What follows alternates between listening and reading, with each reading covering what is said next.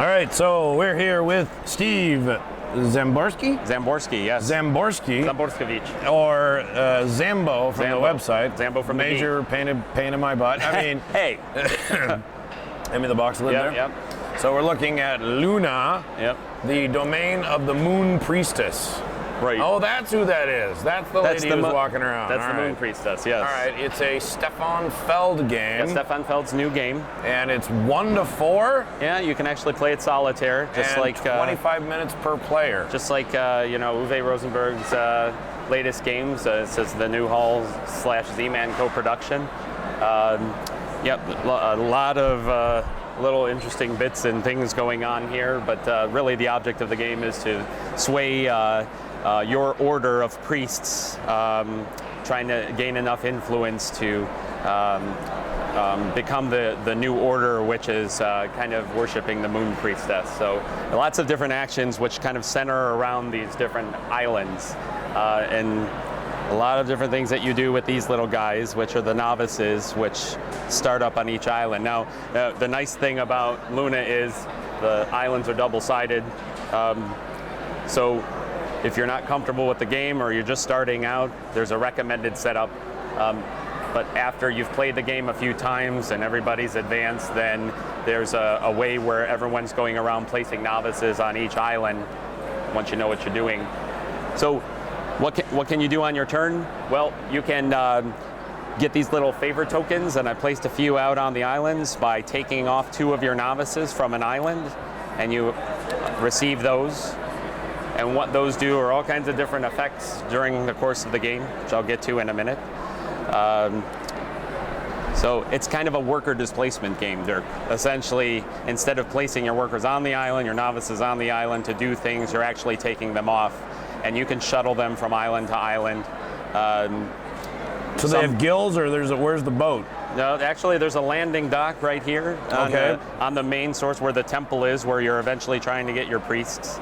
And there's actually a sailboat. There's a wave token that you can use to sail from island to island to move around. But you can recruit new priests to the order by taking off 2 and adding 1 more, and that'll give you more actions, available for future turns. It's a fixed number of rounds. It's 6 rounds only. These shrines are nice because instead of pulling off 2 novices to do the action that's on the island, you only have to pull 1, and that one counts as a permanent priest for you.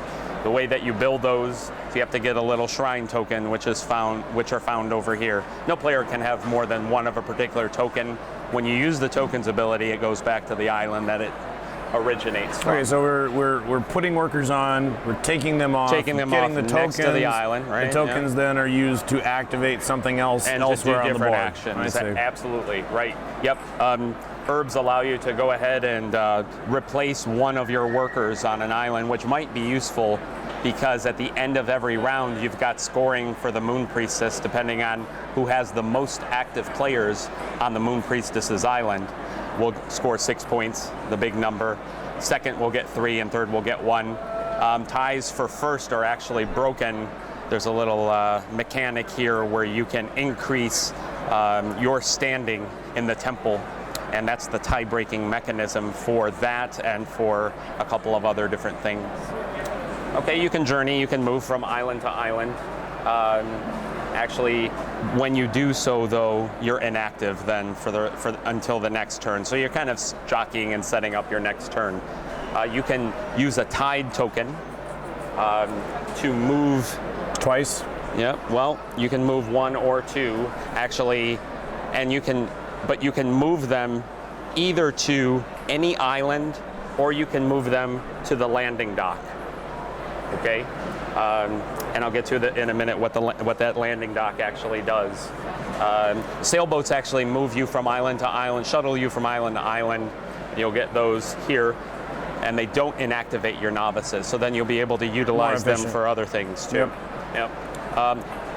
I forgot to mention this. The Master Builder. That's the only way you can build shrines is wherever the Master Builder is. He's kind of overseeing your shrine building. So, and these things will move from island to island at the end of every turn according to the big number that's on top. So the Master Builder has 4, so at the end of the round, he's going to move to this island. So you can predict where he's going to go next. The Moon Priestess will move 6 around, and since there are 7 aisles, she'll end up here. So she's going backwards. She's moonwalking. She's going backwards. I understand. Moon That makes Priestess moonwalks. Yes, yes. Yeah. Now this guy, he's the baddie. So you actually will lose points. Everybody loses points wherever he is, equal to the number of active and inactive novices that are on his island. And at the end of a round, he'll travel to the next isle that has novices at all. Okay? I mean, so that's great. How do you score? I mean, so one of the main ways to score points in the game is by getting your novices eventually into the temple. And there's a little spatial mechanic that goes on. Everybody starts with 1. I didn't set this up, but there are these little books of wisdom that you can utilize when you start off in the temple. Every priest starts with 1. So there's a mechanic that's used where you can put a priest on a temple tile, and then you get to promote him into the temple. And there's a spatial mechanic where if there are any other priests that are next to that one that don't have a book of wisdom, then they're going to be removed from the temple.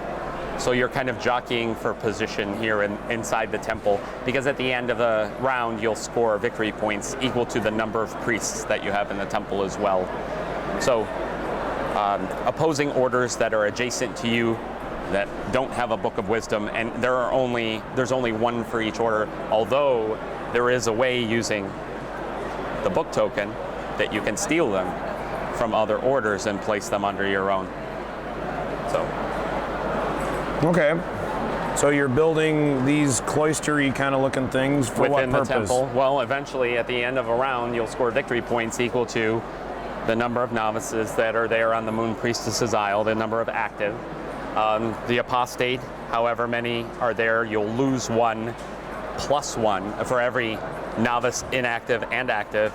You lose 1 plus 1 additional influence tokens or moons. Cute.